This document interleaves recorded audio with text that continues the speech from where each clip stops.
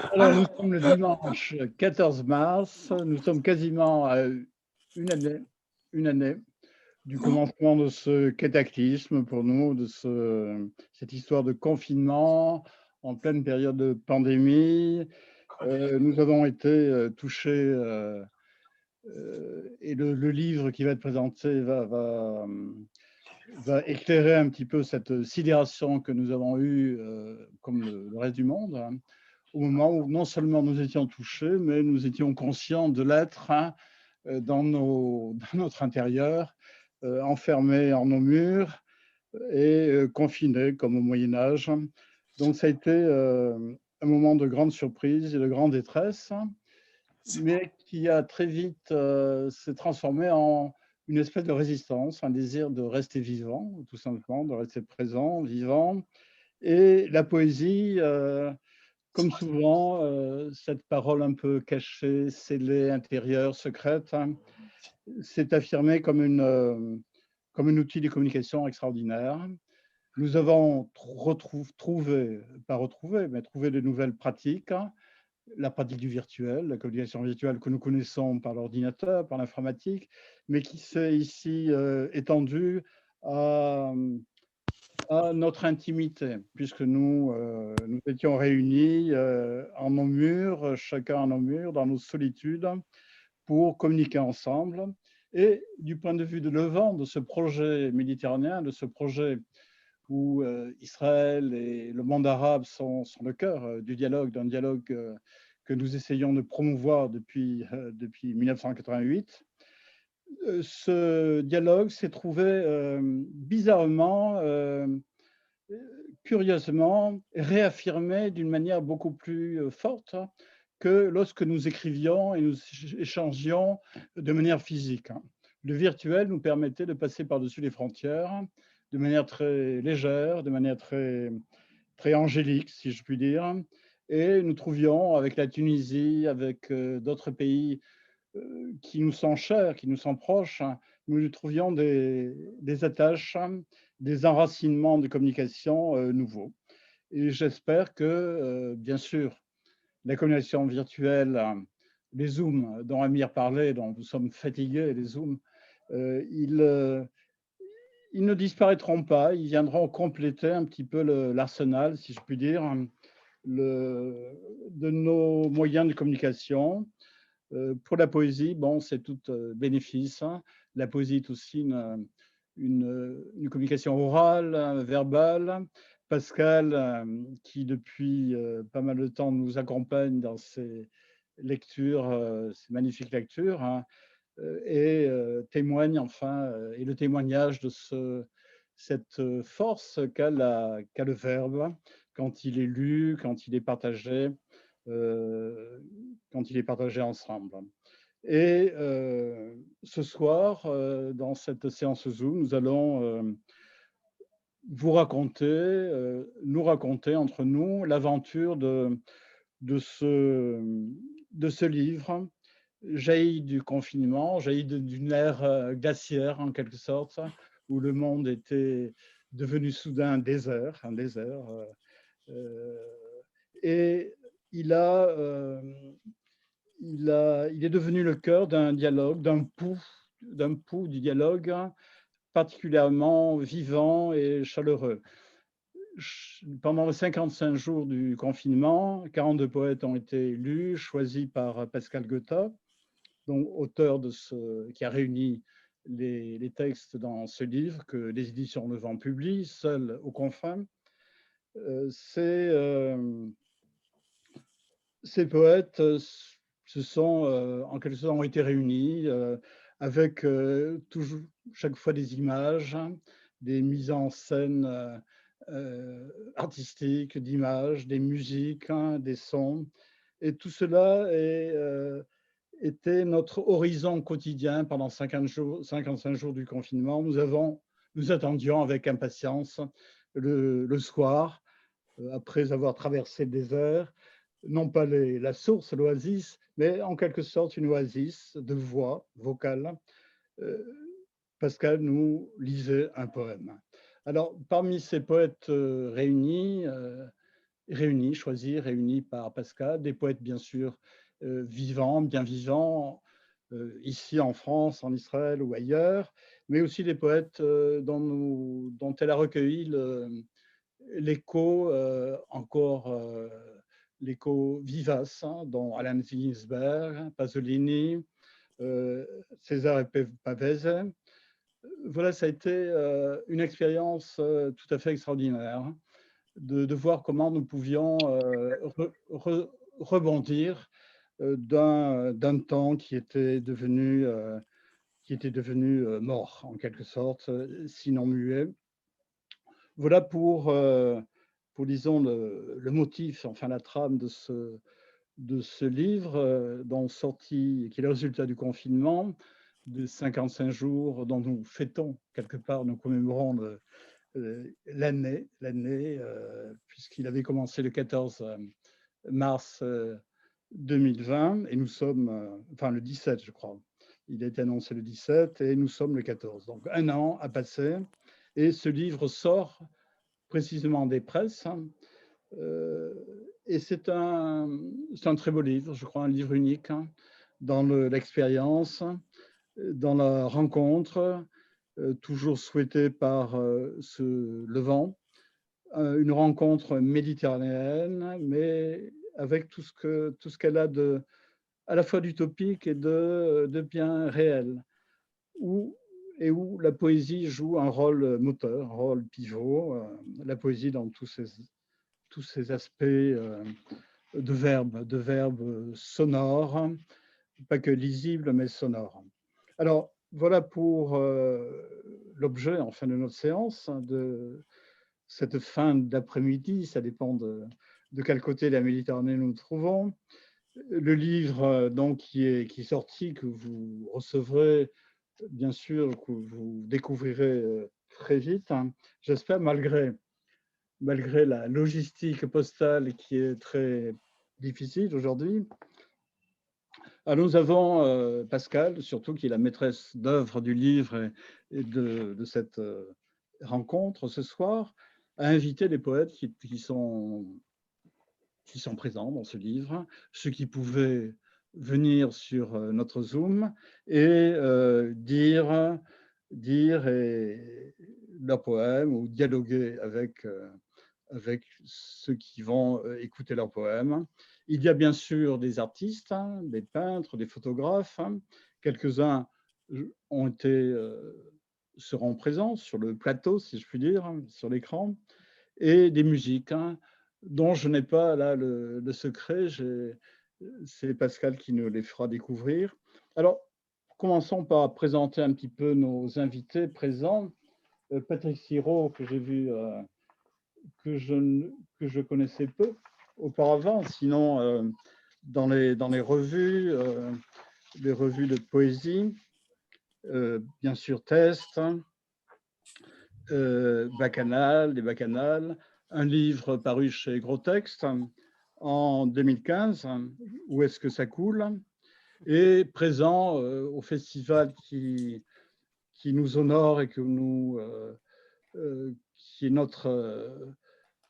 notre seuil méditerranéen ici, le festival de Sète, Les Voix Vives, dont de Sète. Patrice Hérault a participé à ce festival et est présent dans l'anthologie du festival, édité, je crois, par Bruno Doucet, comme chaque année. Voilà, alors Patrick est artiste, écrivain, poète, il est un artiste aux formes polymorphes, comme on dit, qui expérimente les relations entre l'écriture et les pratiques plastiques. À l'École supérieure d'art et de design de Toulon, Provence-Méditerranée. Alors, j'ai noté dans ce que m'avait donné, les matériaux que m'avait fourni, m'avait communiqué Pascal, une phrase que Patrick a tirée extrait de Roland Barthes, qui est forte, enfin qui est significative pour ce type d'interférence qu'il pratique entre l'art et la poésie. Le langage est une peau, je frotte mon langage contre l'autre. extrait de fragments de discours amoureux. Voilà une phrase qui est chère, d'un écrivain qui nous est proche, hein, et qui illustre assez bien ce que j'ai entendu de la poésie, ce que j'ai lu de la poésie de Patrick, qui est rugueuse, hein. Enfin, dont on sent la friction, on sent la friction des mots sur quelque chose qui est de l'ordre de la peau, et la peau du monde, la peau des lecteurs. Patrice Liraud, Eyman, qui est venu un peu plus tard, qui est un poète ami, présent fidèle du Festival des Voix Vives de Sète.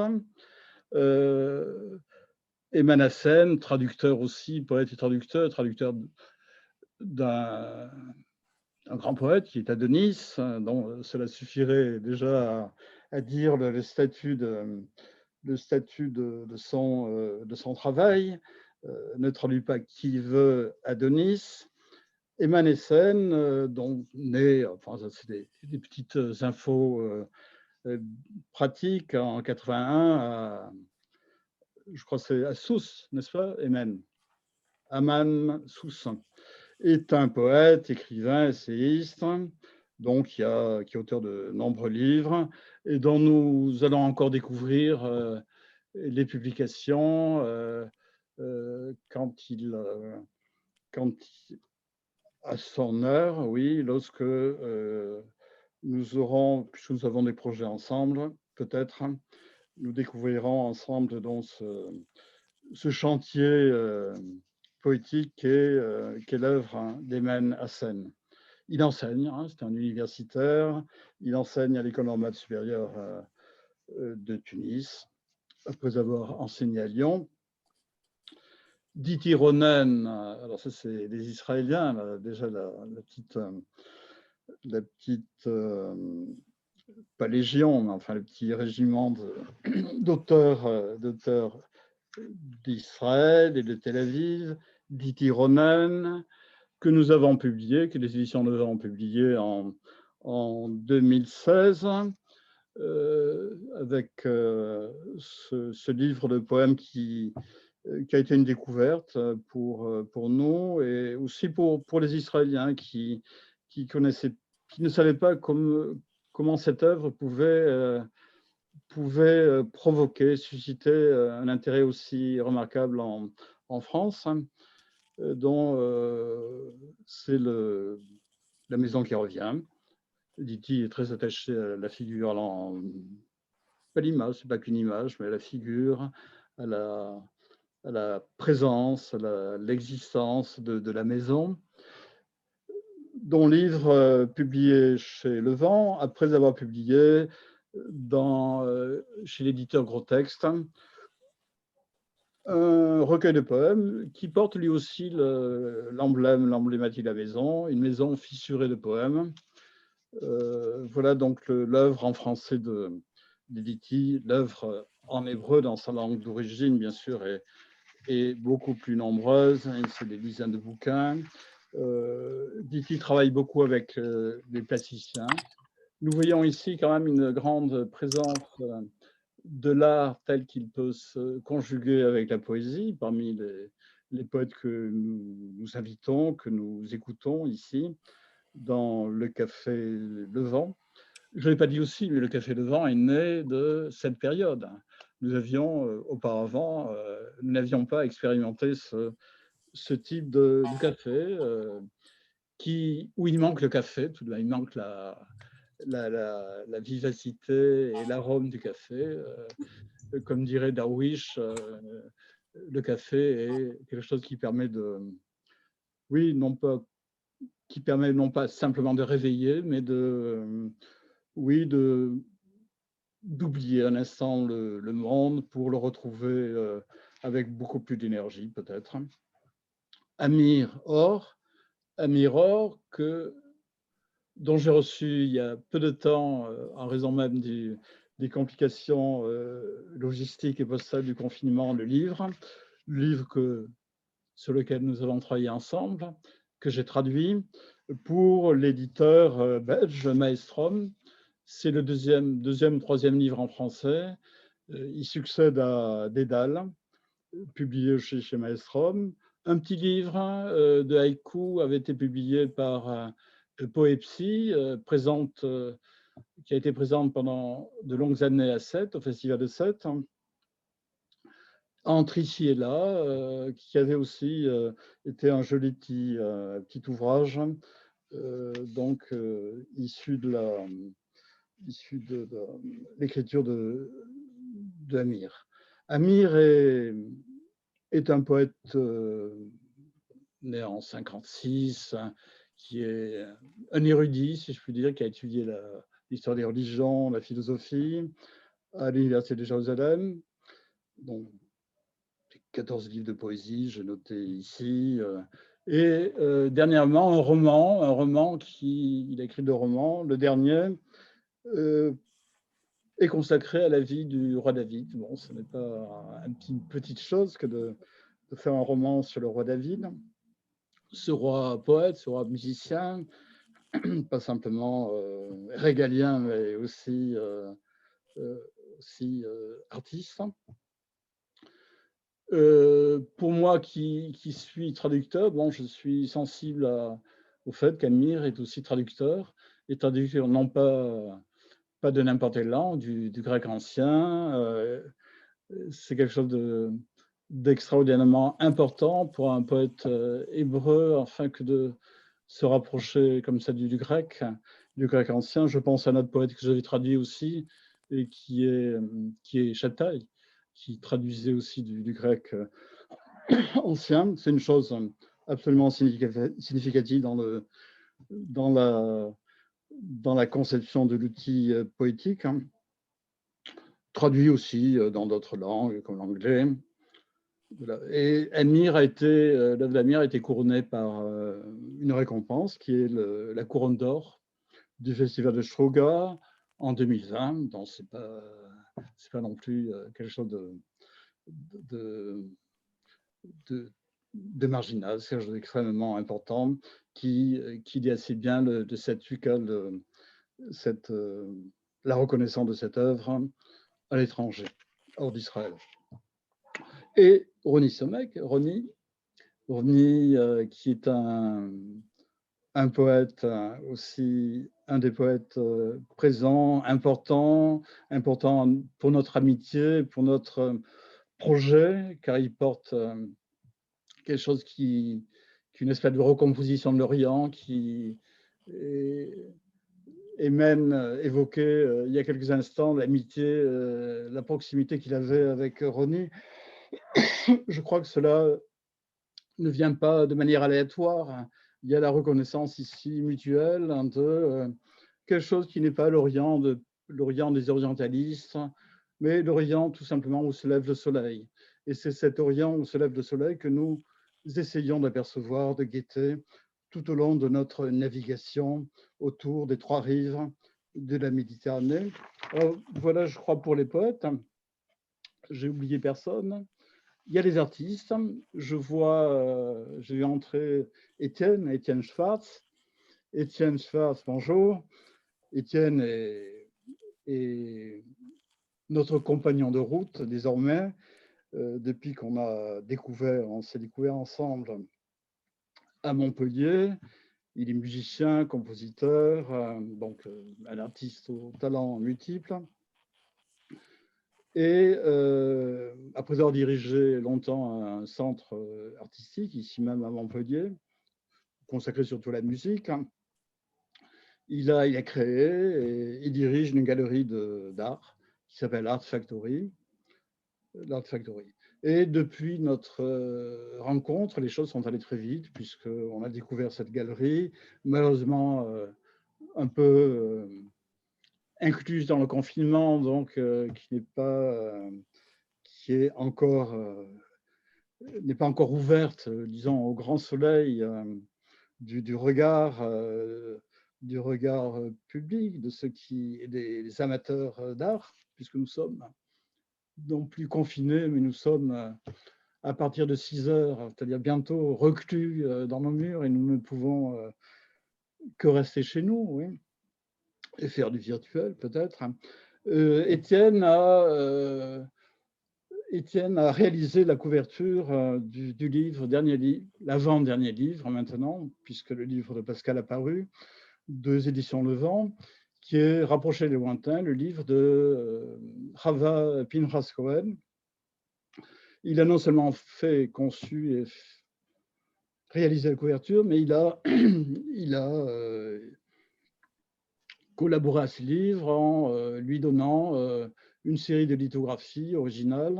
Donc c'est aussi un ouvrage que malheureusement, par ces temps de renfermement et d'isolation, nous n'avons pas pu diffuser comme il se devait, mais que nous aurons l'occasion de découvrir quand les choses s'ouvriront, l'horizon s'ouvrira. Étienne Schwartz, alors Pascal peut-être va m'aider à voir qui est présent. Il y a dans ce livre donc une œuvre d'Étienne qui vient non pas commenter, mais qui vient collaborer avec la création poétique. Annie Cohen qui est surtout, Pascal a pris une photographie, je crois, pour le livre. Annie Cohen qui a dirigé le centre Darius Milhaud, je crois, et qui est chargée de la promotion de l'art, qui est dans de ce domaine de la communication artistique, de la production artistique aujourd'hui. Un plasticien important, Raphaël Gray, que Pascal a aussi interpellé, disons, qui a donné une œuvre photographique au livre. Voilà un petit peu les invités à cette soirée. Je pensais qu'Annie Cohen serait présente, mais pour cela que j'ai dit quelques mots, introduit un petit peu à son profil, si je puis dire, artistique. Voilà pour les invités et les présents à cette soirée. La séance elle-même, notre rencontre, va dérouler un petit peu le fil de l'aventure du livre, telle qu'elle s'est amorcée à partir de la proclamation de notre président, M. Macron, donc au mois de mars 2020. L'aventure de ce livre, à travers la lecture des poèmes de Pascal, qui était répercutée sur YouTube, sur la chaîne YouTube, de manière quotidienne, la mise en image qu'elle a faite, les choix musicaux qui ont été faits aussi par Pascal. Donc, toute la trame de ce tissu qui est devenu une étoffe de texte, bien charnelle et bien vivante pour notre joie et pour témoigner aussi de cette époque un peu particulière. Voilà, alors j'aimerais peut-être donner la parole à Pascal. Alors Pascal, je ne l'ai pas présenté, mais je crois que vous la verrez dans sa manifestation, la manifestation de ses qualités de lectrice et d'animatrice. Pascal a été, assez longtemps, je dirais, attaché culturel au consulat d'Israël à Marseille. Donc, et j'ai connu Pascal parce qu'elle était la cheville ouvrière entre ce consulat, ce côté de la Méditerranée, et le Festival des Voix Vives à Sète. Et c'est avec elle qu'on a aussi cheminé à travers ce projet du Levant. Alors Pascal va nous raconter le livre dans sa fabrication quotidienne, dès l'instant où elle a décidé, pour résister en quelque sorte, pour exister de manière plus essentielle, à recueillir et à lire les textes des poètes.